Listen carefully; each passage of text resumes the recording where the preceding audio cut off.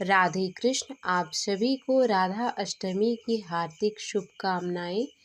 राधा अष्टमी का व्रत भाद्र मास के शुक्ल पक्ष की अष्टमी तिथि को राधा अष्टमी का व्रत किया जाता है। राधा अष्टमी को राधा रानी का जन्म हुआ था, इसलिए इस दिन को राधा अष्टमी या राधाष्टमी के रूप में मनाया जाता है। भगवान कन्हैया के जन्म यानी भाद्र मास के कृष्ण पक्ष की अष्टमी तिथि से ठीक 15 दिन बाद राधा का जन्म हुआ था। इस दिन भक्त गण व्रत रखने के साथ साथ राधा रानी का धूमधाम से जन्म उत्सव मनाते हैं। मान्यता है कि इस दिन व्रत रखने से राधा श्री कृष्ण के अलावा माँ लक्ष्मी का भी आशीर्वाद प्राप्त होता है। इस दिन राधा रानी के साथ श्री कृष्ण की पूजा करने का विधान है। अगर आप भी राधा अष्टमी का व्रत रखते हैं तो राधा रानी की विधिवत पूजा करने के साथ इस व्रत का पाठ कथा अवश्य करें या सुने। इस बार राधा अष्टमी का शुभ मुहूर्त वैदिक पंचांग के अनुसार भाद्र शुक्ल पक्ष अष्टमी तिथि 30 अगस्त रात 8:10:46 से आरंभ हो रहा है, जो 1 सितंबर को तड़के 12:47 पर समाप्त होगी। उदया तिथि के अनुसार 31 अगस्त 2025 रविवार को राधा अष्टमी का व्रत रखा जाएगा। राधा अष्टमी पर मध्याह्न काल में पूजा करने का विधान है। राधा अष्टमी पर मध्याह्न काल 31 अगस्त को सुबह 10:42 से 1:14 तक रहेगा। राधा अष्टमी की कथा के अनुसार ब्रह्मवेद पुराण के अनुसार एक समय की बात है, गोलक धाम जहाँ श्री कृष्ण अपने नित्य विहार करते थे हैं, वहीं राधा रानी श्री कृष्ण के साथ निवास करती थी। एक बार की बात है जब राधा रानी कुछ समय के लिए गोलोक से दूर थी, तब भगवान श्री कृष्ण अपनी एक सखी विरजा के साथ विहार कर रहे थे।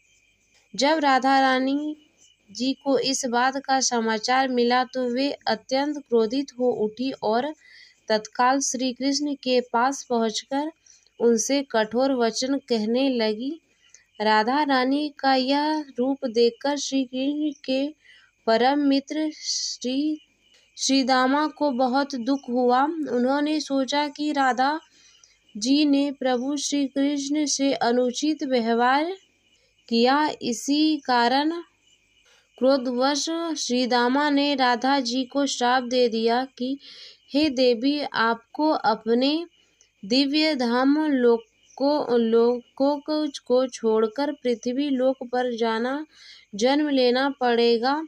यह श्राप सुनकर राधा रानी और भी क्रोधित हुई और उन्होंने प्रतिशोध में श्रीदामा को भी श्राप दे दिया।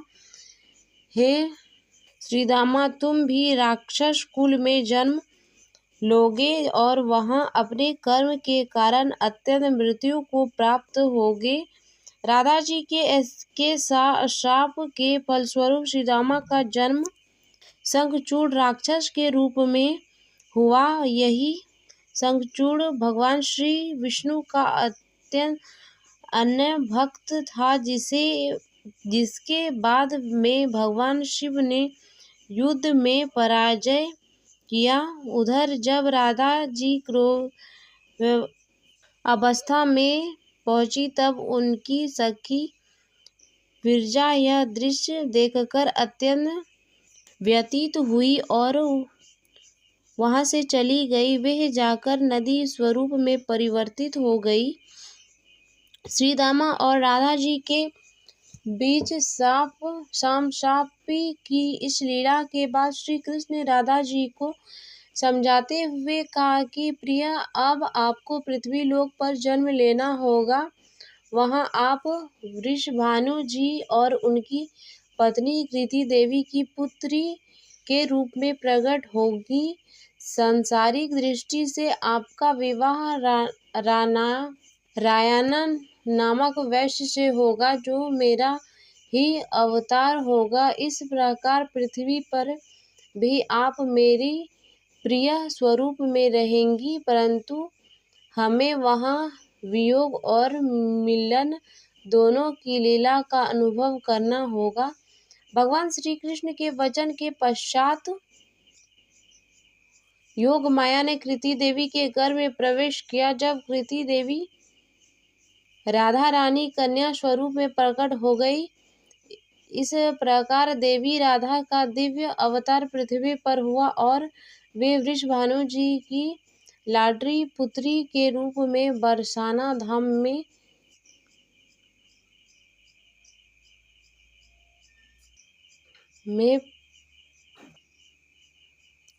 तो ये थी राधा अष्टमी की कथा।